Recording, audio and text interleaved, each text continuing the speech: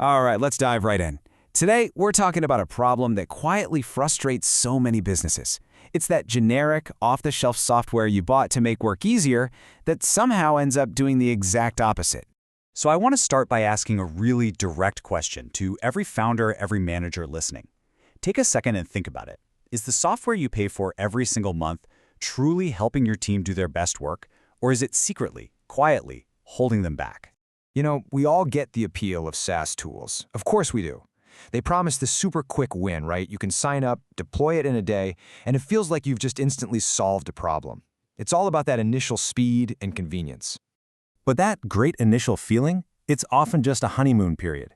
In that first month, everything seems amazing, fast deployment, happy team. But then, around the 6-month mark, you start to see these little cracks appear. And by 18 months, well, those small cracks have become major points of friction that are slowing your entire operation down. And this is that critical moment, is when the tool stops being a solution and actually starts becoming the problem. So let's look at the specific, really recognizable signs that your software is creating friction instead of getting rid of it. See if any of these sound familiar. First, the tool just doesn't match your team's real-world workflow. So you start building these crazy, complicated workarounds, with extra spreadsheets and manual steps just to get basic tasks done. You're also probably paying for a ton of features you never even touch. And all the while, your crucial data is stuck, forcing you to manually export it between platforms. And maybe the worst part of all, every new person you hire has to learn this clunky, counterintuitive system from scratch. Look, this isn't just about your team being frustrated or annoyed. This kind of misalignment is basically a tax on your team's productivity. It has a real, measurable impact that quietly drains resources from your business month after month after month. So, what's the actual cost? Well, a pretty big study by Forrester Research actually put a number on it. And honestly, the number is staggering.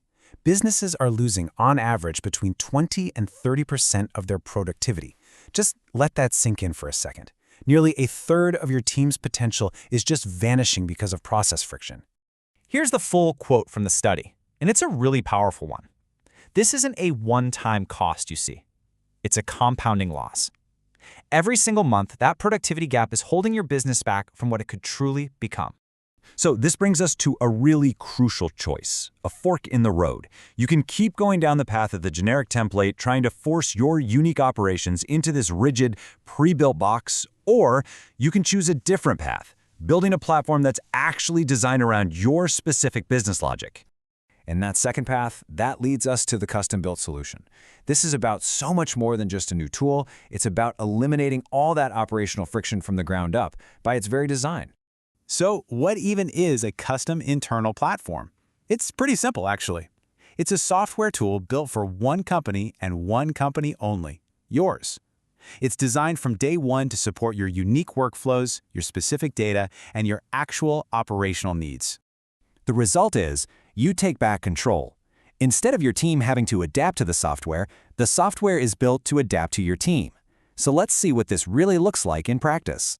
And this is where it all comes together.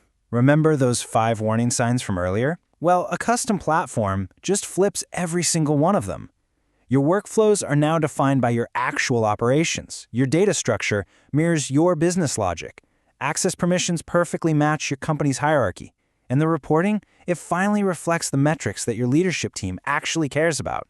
So, the most crucial point is this. With a custom platform, nothing is forced. You are no longer trying to fit your business into a box that was designed for someone else, for a different company with different goals. Which leaves us with one final, really important question to think about. After seeing that 20 to 30% productivity tax, the real question isn't what's the cost of building custom software? No. The real question is, what is the real cost of not building for how you actually work?